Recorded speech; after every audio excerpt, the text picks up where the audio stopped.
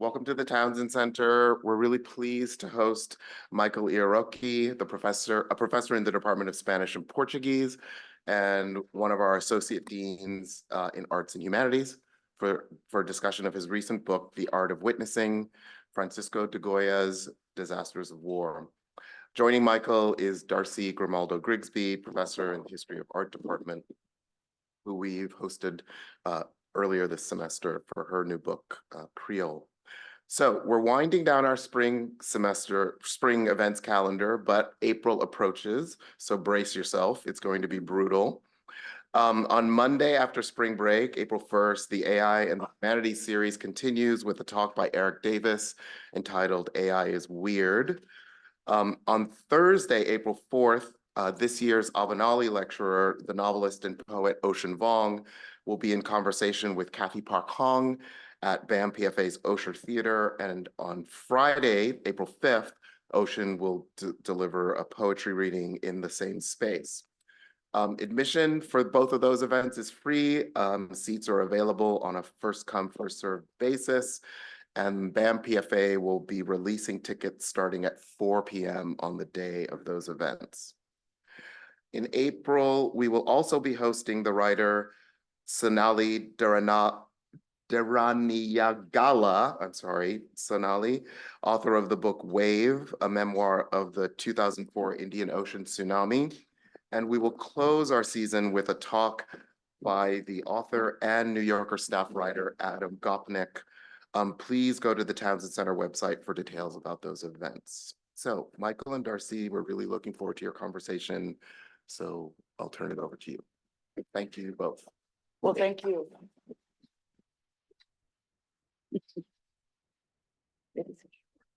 Yeah. Well, Michael, I'm so pleased. Oh boy, I am really mic'd. And I am so used to projecting. I'll try not to be obnoxiously loud. I'm delighted to have another conversation with you about your recent book, The Art of Witnessing, on Goya's Disasters of War. We had a conversation this last summer through City Lights bookstore that had more time than we're going to have today. So I'm going to try to sort of offer a very brief introduction to what is an amazing book partly because it is such a challenge to stick with the series for all 47 plates that you talk about, I believe, right? And Goya is such a remarkable and sensitive and brilliant artist that his capacity to keep going is, I think, one of the biggest questions raised by the book itself. I have told Michael that I'm feeling so much more nervous about talking about war now than I did in the summer when already I was nervous about talking about war. And I've written a lot on war, but the sense that we sit here in the Townsend Center and have a book chat about circumstances that are so incredibly atrocious for so many people feels a bit of an elite kind of game. And yet I think it's essential to take on what this incredibly powerful testament that Goya offers us in the disasters of war. I think one of the questions it raises is what you do, Michael, is so well as you make us not only sit with it far longer than we'd want to, and I'm a Goya fan, please don't get me wrong, but it's very difficult. But also you help us by being a Spanish lit person, understand the incredible multivalence of the captions that have been reduced in most English translations. And also, as you point out, there's in many art history books, we show one or two disasters of war as we need to speak to that. I do it in Creole about Manet's execution of Maximilian. But it's an entirely other challenge to sit with the series as a whole. And it's so unlike large scale painting. And here you're seeing the execution of Maximilian. No, you're not. Lights. There we go. camera action. I write about this painting that, of course, has so much to do with Goya's famous, huge 3rd of May at the Prado, along with the 2nd of May. And, you know, I'm used to talking about paintings that have that kind of public address where you're in a museum with a very large scale painting and you're looking at it with other people. That's very different than the experience we have when we're flipping through page after page after page of the disasters of war, which is more like a book. It's also more private. In some ways, it raises questions about why we do it, why we continue to turn the page to see yet another rape, yet another castration, yet another violation of the human body.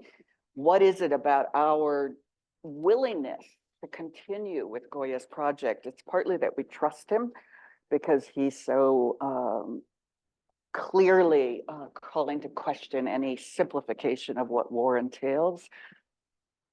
But there is the kind of concerns that it can be a kind of pornographic appetite that we have. And as I raised before to you, the sense that Goya is proving how inventive and marvelous he is at creating one scene of atrocity after another,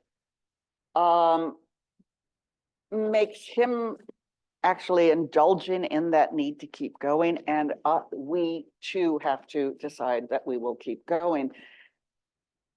I used to think of it mostly as we turn the page and see yet another. We turn the page and we see yet another. And Michael has taught me about the incredible relationship between images by the captioning.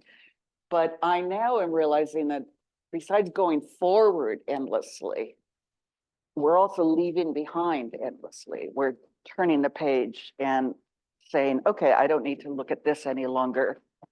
And, you know, the very questions of sort of pace of flipping through, one of the things that you do, and I so appreciate, is you give us, you know, about 2 to 5 pages of prose between images and make us dwell for a while.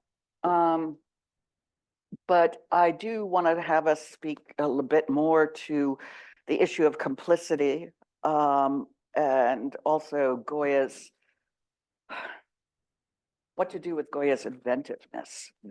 And the complicity issue for me in, for instance, Manet's execution of Maximilian is the way that large-scale painting, you actually are asked to be, you become aware that you decide where you're looking. And Manet absolutely seduces us with the Manet effects of the belts and the spats of the soldiers. And when we concentrate on that, we disregard Mejia, the indigenous figure his head is being shattered. A head that's being shattered, I might point out, that is very much who has learned from Goya. Manet owned the disasters of war, and I think he needed, this is not typical Manet painting, this fissure and explosive shuddering of the head of Mejia, and I think he's learning it more from Goya. But I'm very aware of how little time we have, so I think I want to turn it to you, and if you could give us some examples of the way the captions and the sequencing Sure. is part of the mechanism of this artwork. Yeah, well, first of all, thank you, Darcy, for continuing the conversation with me. Thank you, Steva, and thank you, everybody at the Townsend, and all of you for being here. As a Townsend book chat, we're kind of reversing the usual pattern, which is that somebody writes a book and the person who's talking to them is ancillary to the field in which the book has been written. And it's exactly the other way around, where this was a new venture for me as somebody who's written mostly about literature and verbal culture to go into the world of Goya's disasters of war. And you're right that one of the key through lines for me was to underscore the verbal component of the prints. I think that they've particularly for Anglophone audiences, there simply hasn't been a good engagement with what's happening. Goya's captions come out of 18th centuries of wit and wordplay. They're highly idiomatic. They are very difficult to translate in one line or two. Why don't you put up a Yeah. And disasters so with a caption? part of what I try to do is to simply unpack for viewers what's happening. And let's get in here.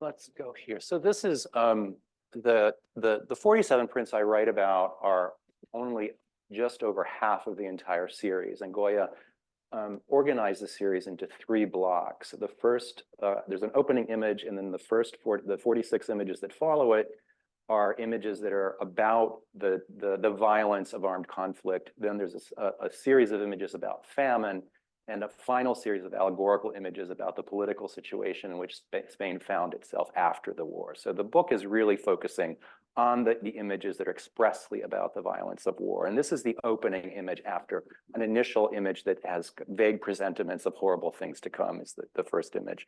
So you can see that already, and this is at least a decade before, maybe a little bit less, the famous painting, The 3rd of May, Goya is thinking in terms of those soldiers who are aligned, a kind of bilateral construction, 2 forces opposing each other. It's very rare in the disasters to find this, by the way. And you have a clear series of oppositions between how the French would be read, the imperial army, the most modern army of its moment against poorly armed, what today we would call enemy combatants, non-professional soldiers. The word guerrilla warfare comes out of the Napoleonic era. Guerrilla means small war. It enters the European lexicon there. So there's something both historical and also strangely, uncannily contemporary about Goya. And there are a couple of things here that I would just highlight before we get to the words. And one is that in contrast to Manet or even Goya's 3rd of May, the etchings are not the equivalent of history paintings. They are not loco-specific. They're not attempting to give us dates, places, or times. And the pictorial space is clearly something other than trying to give you the sense of this happened here and then. Very often you'll have these kinds of images of violence against either blank or abstract backgrounds that give Goya's prints a kind of anytime, any place quality, despite the kind of historical markers that we would find researching, say, uniforms, et cetera. And then you come to the caption, which in Spanish says, con razón o sin ella, which literally means with reason or without it. And that's the one-line translation that you have as a reader. So what this misses, and what anybody who knows something about any of the Romance languages, is all of the idioms that are constructed with the word reason in Spanish or French or Italian. So reason is if you have reason, it's a way of saying you're right. The reason of state leads us to questions of law. To do something with or without reason in a Romance language means to do it with justification or not. So what this caption is doing, and cannot be translated in one line, is saying simultaneously 4 or 5 different things: right or wrong, justified or not, sane or insane, legal or not. And so that's part of what I try to do with the images, to just unpack for viewers the richness of having written a caption that uses a word with which you construct many idioms in Spanish, and withholding additional linguistic context that would tell you which of those 4 things that I've just mentioned is the one that we ought to think. So it's intentionally open. Now, what this does initially also is to say, well, this is violence without reason, without justification, undoing, by the way, just war theory, if you think of it in the background. But we're invited to sympathize with the partisans who are about to be slaughtered by the faceless, machinic French. And then we turn the page to the next image. And in addition to the kind of verbal piece of what I try to emphasize, the book is recreating the sequential presentation of images, which often gets lost when we read the art historical chapter that picks usually the 5 or 6 most gruesome images. And it really kind of gives us a different sense of Goya's project to look at what's happening by following the sequence. So we see this, we see that it's unjustified, and we would say terrible imperial French army slaughtering Spaniards. Isn't that horrible? You turn the page, and now the tables have turned entirely. The Spaniards, the partisans, have the upper hand, quite literally, with this axe that's about to descend. There's the pathos of the hand in the center of the image, resisting. There's a kind of moral goneness to the face of the axe wielder here, and Goya will often underscore the affectlessness of armed engagements. There's no passion or anger. It's literally almost zombie-like, affectless killing. But if we look at the image, clearly the tables have turned.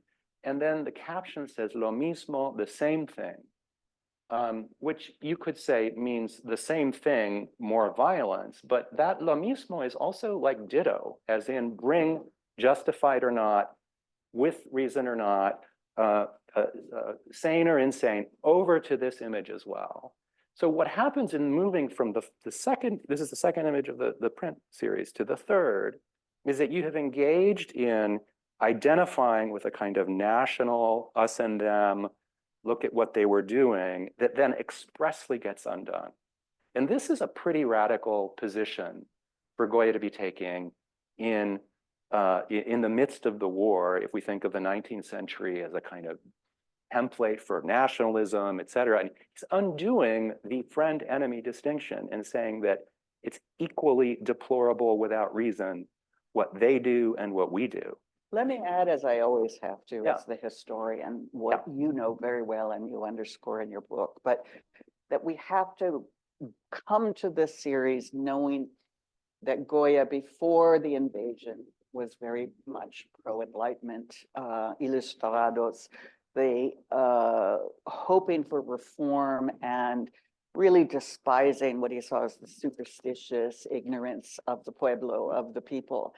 And suddenly the invasion forces him to not only feel more animus against the French, but also have to recognize the kinds of, if we want to call it heroism, but central roles being played by the pueblo in offsetting the French incursion.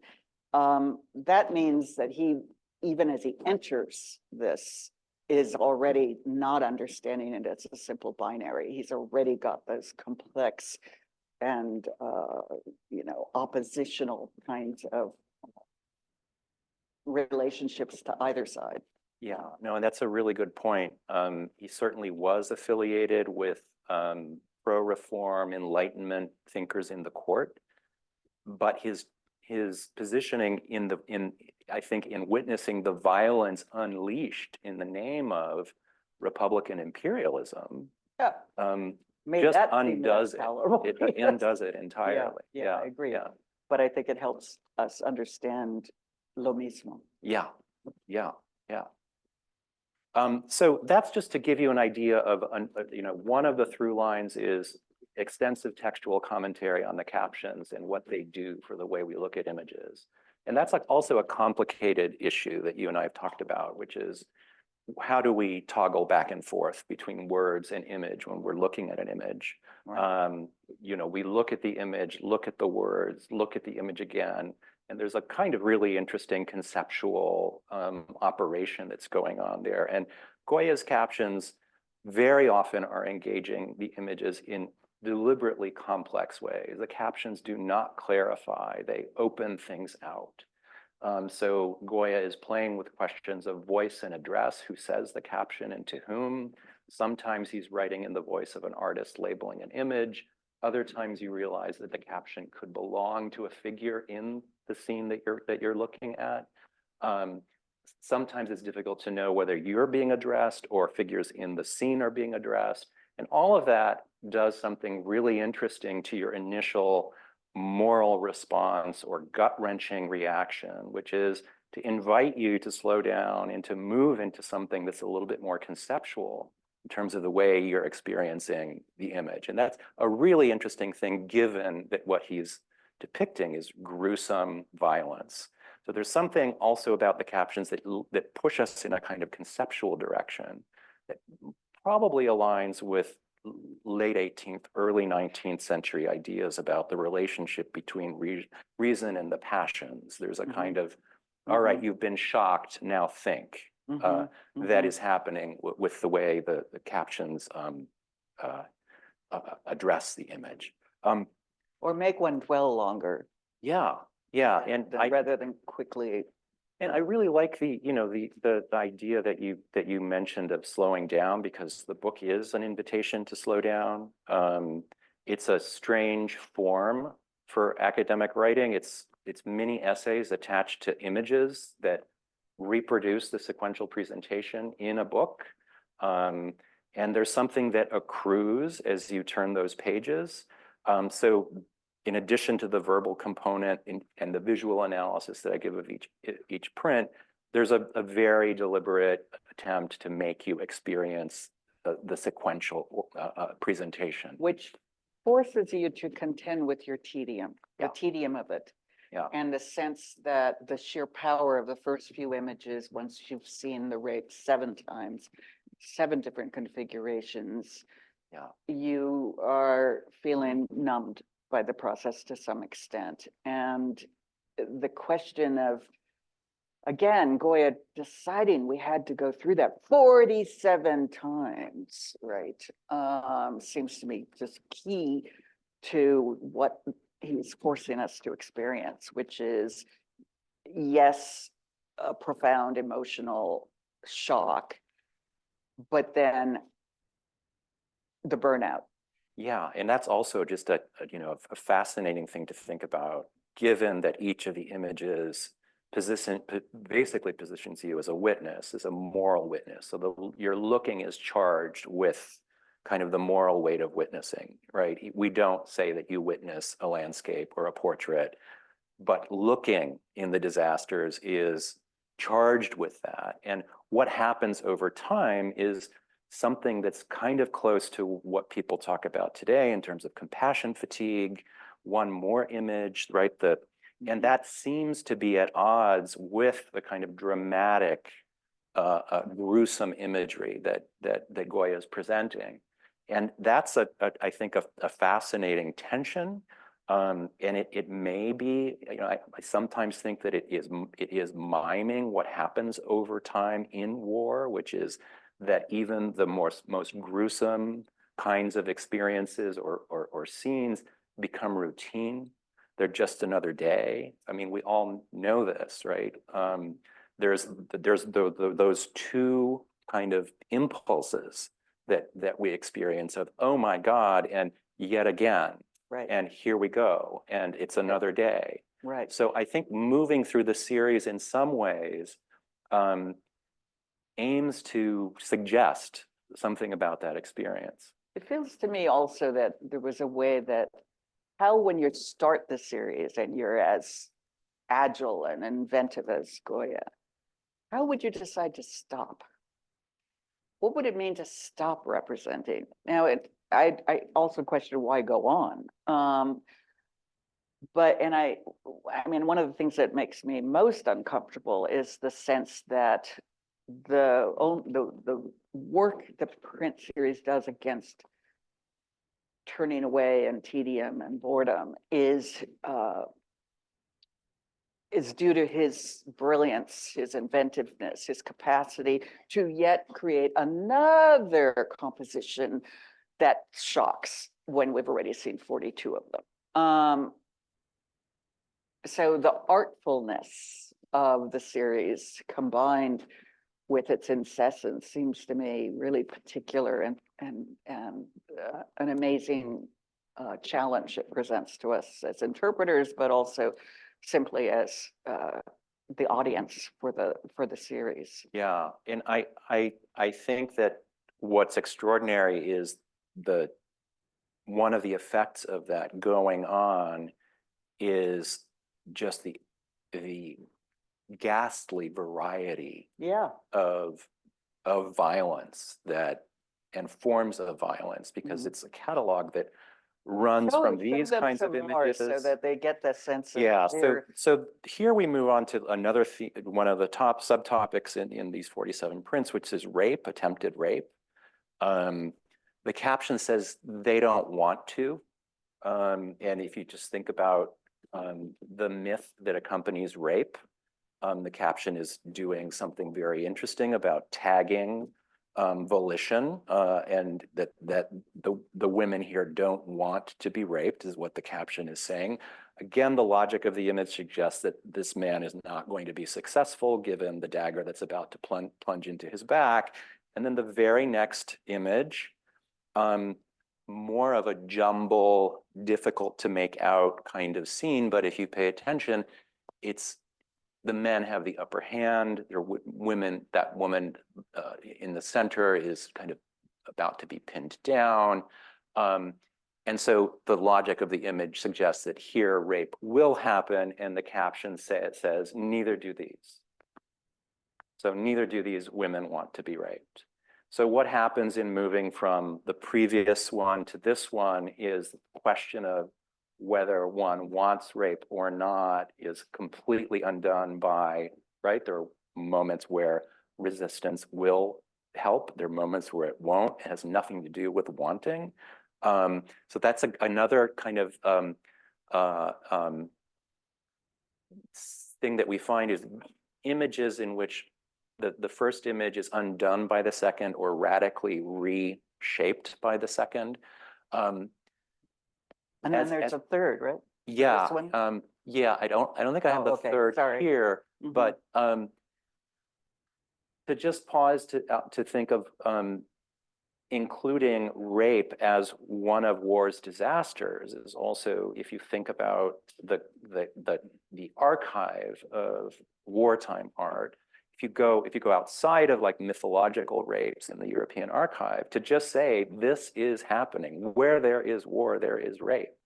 And it happens over and over. There are several other images that have to do with this, where again, sequence is signifying in really important ways. And one of the things I emphasized in our last conversation, if you go back just for a minute, is what you've already emphasized in the sequence of 2 and 3, but which is the lack of legibility is part of the power of the work. You keep trying to sort out these mangled, jumbled bodies in a way that he is forcing you to realize you can't pry them apart and you can't fully be certain of what you're seeing. And I think that illegibility is partly one of the great strategies that he uses. And I felt that you, as a kind of non-art historian, were inclined to try to figure it out. And, you know, you also rightly mocked those who tried to identify which church it was and whatever. The series as a whole does not give us that kind of information, as you say. There's a weird kind of placelessness of these horizons, et cetera, but also the human figures being so entangled and indiscernible is part of the horror. It is. And I think that you're right that I lean into describing what is easier to see, but it's very often against a backdrop of more inchoate forms of violence, very difficult to discern kinds of images. So this is an image that also just tags another dimension of for me of this print series, which is like Goya's often making images that are about staged violence or displayed violence that begs the question of the relationship between his kind of making and what figures in the images that we see are doing. Here, what you have is the scene of an impending execution. A man's legs have buckled. He's unable to go up to the gallows. In the background, you see that spectators have gathered, and of course the composition is withholding what's most interesting. What they have gathered to see, which is presumably the gallows, the noose, the place to which the man cannot go. The caption says "Duro es el paso," which means the step is hard or harsh. It's a good example of wordplay in Spanish that's difficult to translate, because paso is also one of the words used in Spain to reference the stations of the cross, and specifically the various processions during Holy Week. They're called pasos. So that's all working here. And critics have seen references to the deposition here. Religious allusion in the disasters is almost always ironic, because there's nothing redemptive for Goya about the violence. Also, in contrast to, say, the 3rd of May, where you do have a kind of sacrificial, heroic logic. And so the other thing happening here is that we're seeing the back side of the spectacle, right? The crowds have gathered for the scene, and we might You're have talking about the crowd on the right, Yeah, on the not right. impending flags that are. I'm seeing left. The Yeah, horizon as possibly military. yeah, it could be. Right. Yeah. Okay, so I'm just, Yeah, those so people over there are, Right, and so what you slowly realize is that they're there to see what we're seeing, but we're on the backside of this. And if you think about the logic of the image and where the notional viewer is, we're with the people getting this guy up the stairs, right? And so that's just another whole swath of the disasters, which is that very often we're going to be positioned in ways that suggest complicity, and that plays with the difference between the vantage point from which we're making our moral witnessing, which is here looking at a picture, and who we would be if we were in the scene. And I think that's also another thread that's very important. And just to underscore what's happening with sequence and words again, the step is hard, and then this image is linked to the next one verbally, which is another scene of execution where the caption is "y no hay remedio," and there is no remedy, or nothing can be done. And so the step that he can't take is also the step that moves us from that image to this image. And there's something kind of ineluctable about the sequence that says the step has been taken. And here we have obviously a different scene, a whole series of executions. There are many, many images like this one where you get the idea of a series presented within the image that for me also is almost like a mise en abîme, right? This is an image about serial violence in a series that's about violence. So there's an echoing of the structure of the series that we're moving through when we get images like this one that suggest infinite repetition into the distance. The other thing that's really interesting that's another through line of the book is, what Goya is doing with composition and framing. And, clearly these barrels jutting in from the right that withhold the soldiers who would be off to the right of the image, but that are tagged by the soldiers that we see in the middle ground. So there's something about that kind of framing that we also saw in the man going up the steps, where framing is doing something very deliberate. And I think it kind of punctures the reverie of witnessing. If you were there, you would see the soldiers to the right. And so that's another idea that I try to suggest is working through the series, which is that Goya is playing often in very subtle and deliberate ways with the difference between witnessing a scene and looking at a picture. Mm-hmm. And to the extent that frames are signs of artifice, mm-hmm. that he's reminding you in subtle ways not to take the witnessing fantasy too far. And I think framing is one of the ways that he does that. Yeah. Yeah, and he's, not only is the jumble illegible, but boy, is he the best at using those horizon lines of the earth that then dip into another space and partly eclipse, partly intersect with the figures in the middle ground. That constant sense that just over the hill, there's this extension Yeah. of what we're seeing in the foreground. So it's another kind of withholding Yeah. of information. Yeah. But, I have to say those rifles at right seem so not Goya to me. I don't know what I make of that actually, but in that I don't know, it seems hokier than he usually is. Well, there is, You know, it's- there is something really, I mean, it doesn't seem particularly naturalistic to have those barrels jumbled together in the reads way as a that they are. sign. Yeah.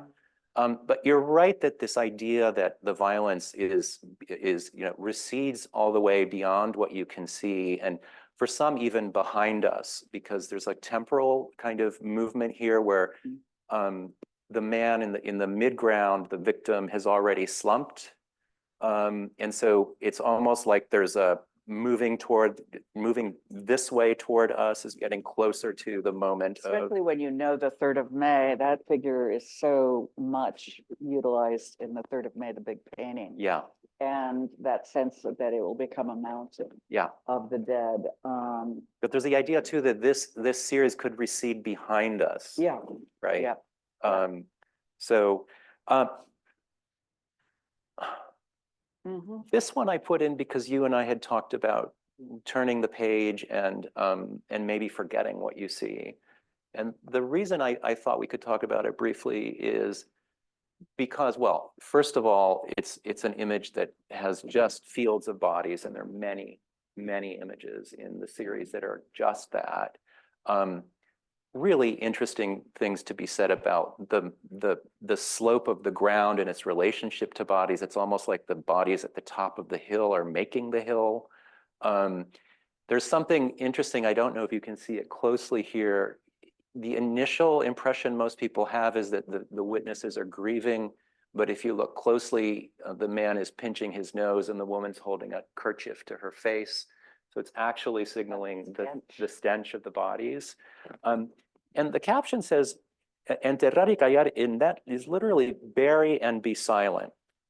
But this is, again, there's a very well-known proverb in Spanish, which is comer y callar, which is more or less like eat and be quiet. And it's the equivalent of the English, don't bite the hand that feeds you.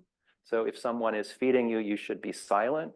So enterrar y callar is basically naming the injunction to forget these bodies and these people, and suggesting that there are material interests that would want you to forget. So it's very expressly raising questions of memory. Yeah. And in an image that's actually trying to commemorate the bodies before they get buried and are forgotten.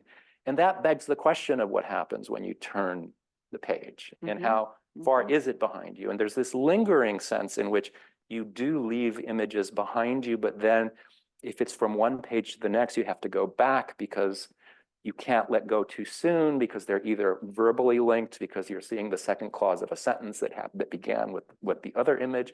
So there's something there that's about perhaps moving back and forth, or you might want to move on, but you can't fully move on. That again is very difficult to convey unless you're turning pages. Yeah. And I think that we're doing a disservice to the small scale of these images by projecting them, right? The average size of these prints is 5.5 by 7 inches. And so incredible. when Right? we're juxtaposing a big painting and it's the same size on the screen, we're missing something else, which is the intimacy of the form. And Goya's images are intimate in the sense that you're positioned as like a witness who's only yards away from what's happening. But there's also the intimacy of the book or the pages in front of you. And I think that holding them in that form comes closer to what the 19th century reception would have been than framed images on a wall or the 5 or 6 images you might find in the chapter on the disasters. I am noticing that it is 10 to. Let's break then. Whoops. I thought I was keeping track, but my eyes aren't good enough in this dim light. I wasn't sure what that clock was saying. So I think we should open it up to questions for Michael. Carl. Mm. Last summer, that one image, which was is it possible? Was that the caption? It's so the thing that really drew my attention to that image is the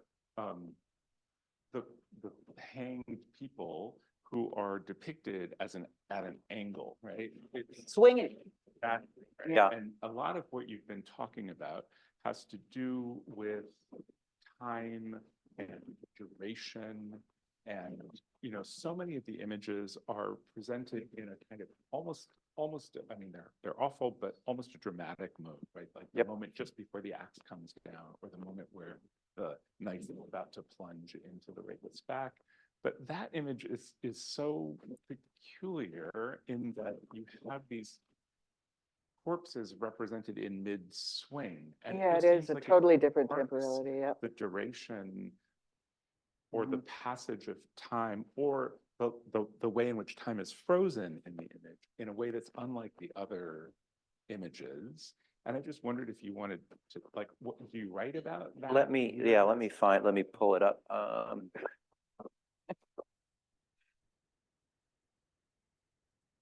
Oh, wrong one. Well, let me just give you a couple of thoughts.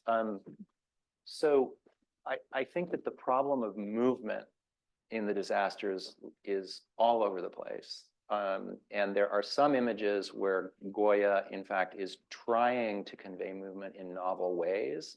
There's one image of a monk running, where you literally get superimposed images of the figure. But one of the things is that I think Goya is thinking about is how to convey movement in a still image. And I think that the sequential presentation is also something that has very much to do with movement from image to image. So I think there is like a temporal dimension. I don't know, specifically on the image that you're talking about, where the swinging bodies are kind of frozen. There are moments, there are other disasters where Goya seems to deliberately be tagging time and saying things like time is running out, there is no more time, that just stage maybe the tension between a still image and conveying ideas of movement. I don't know if you have any other ideas. I know there's another question at the back. I'm sure there are more. That over there, no, in the corner, standing. And thus very visible. The image with the barrels coming in from the side, I noticed is a different aspect ratio than the others. And I'm wondering how much variance in the series there is in size or aspect ratio, if that's an outlier or if it's Do you mean the print is a different shape? on Yeah, the different, page? yeah. Or size. Aspect ratio. Sorry, Sorry. I'm from film and More photography. so- rectangular, okay. Yeah, there is some variation, and that one you're right that it is a little bit more rectangular in its presentation. There's a lot of variety that has to do with the changing materials that were available to Goya. So as the war went on, it was much more difficult to get the plates, and so that's something that scholars attribute the variation in terms of the plate sizes. But yeah, you're right that particular image does have a more elongated kind of presentation than some of the others. Thank you. You should call people, Michael, because you know them more, some of them probably. There's someone here, a woman who's been holding her hand up and. I know you were cut off towards the end when you were talking about the small scale, the size of the prints themselves. And I was wondering if you could elaborate on how exactly the private witnessing of these prints kind of contrasts or maybe amplifies the mass spectacle of violence within the prints themselves, and what exactly that means for the pornographic appetite for violence that you guys stated at the beginning. Yeah, so given that the scale does invite a kind of intimate encounter with these images, there is something that's very close to the questions that we ask of pornography. And there's been quite a bit of good work on Goya in relationship to the 18th century book revolution and the book reading revolution, and the forms of intimacy that reading afford. And Goya also, outside of the disasters of war, thematizes the sensuality of private viewing. So I think that there's something very disturbing about that, about why does one go on, that comes very close to a kind of macabre, prurient interest in violence, and why you can't look away and want to continue to like engage. It's both that you are very close to the image, but also it implies a solitary viewing as opposed to a communal viewing, a collective viewing. You don't even imagine 4 people gathered around the size of the disasters, although there might have been. But I mean, it really puts you on the line, I think, in a different way, the way reading a book can. So that's one thing I'd add. Thank you. You're going to call on people, Michael? Oh, sure. So I wanted to return to the question of Goya's political stance and the question of his relationship to nationalism. And you talked about how the paintings are sort of beyond friend and enemy, that he implicitly questions the notion of just war. And I was just wondering what permitted him as a Spaniard to be kind of indifferent to a French imperial war of conquest. I had always read those images as sort of the martyred guerrilla fighter and sort of saw them as proto-nationalist. But you seem to suggest that Certainly not about indifference. Certainly you suggest, well, please don't interrupt me. I'm sorry. You seem to suggest that he's less concerned with the injustice of the war itself than war crimes committed on both sides. So I just wanted to hear your thoughts. Yeah, so there's a big difference between the paintings that Goya makes that are commissioned and are actually part of a nationalist agenda, and the print series where he's actually doing something very different. And this is why, although we can move from the lined up soldiers in that print and say he's already thinking of the 3rd of May, for me, the 3rd of May is a completely different genre, and we're missing where he's coming from in the disasters, which is much closer to kind of an 18th century humanitarian critique of the violence on both sides. And before the French invasion, the notion that Goya was one to do furtive drawings and prints and the caprichos that were a kind of subculture of critique that would not be authorized by the larger government that be. And so he always used drawing in a kind of furtive way, I think. So it's not about indifference so much as a greater level of complexity that he can entertain when he is not commissioned by the government, et cetera. And the other piece of the 3rd of May is that it comes at a time where Goya needs to be rehabilitated because the French have left, and he signed an oath of allegiance to Joseph Bonaparte. And he's kind of showing that he's a good nationalist after all in the 3rd of May. Estelle. Thank you, Michael. I wanted to ask about the captions and my sense that what I'm looking at or what I'm hearing is a narrator. And could you talk about whether there's a literary Even the sequencing seems to have a narrative element to it. Is this a very early graphic novel? Yep, I'd be No, interested in that. that's a great question. So it in many ways is not like a graphic novel insofar as there's no continuity between the content of one image and the content of the next image.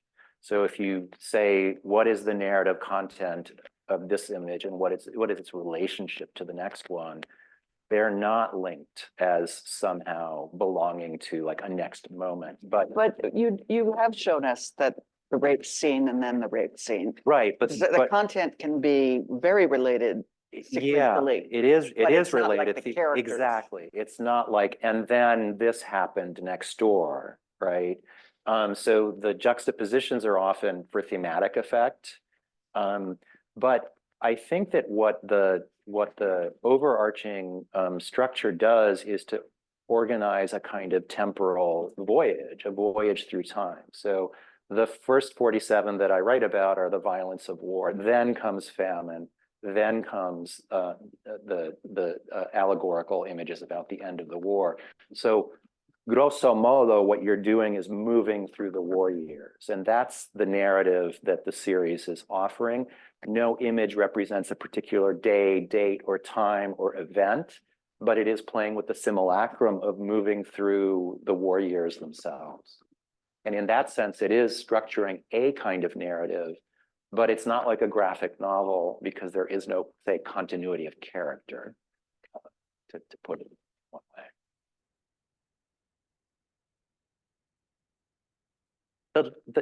Any other questions? The last thing that I didn't talk about, that just to finish with your question of making and what Goya, how he sticks with it. There's another piece of Goya that we didn't get to, which is that Goya is very much aware of the quandaries of making when this is the subject. Very often you'll find corpses that look like statues.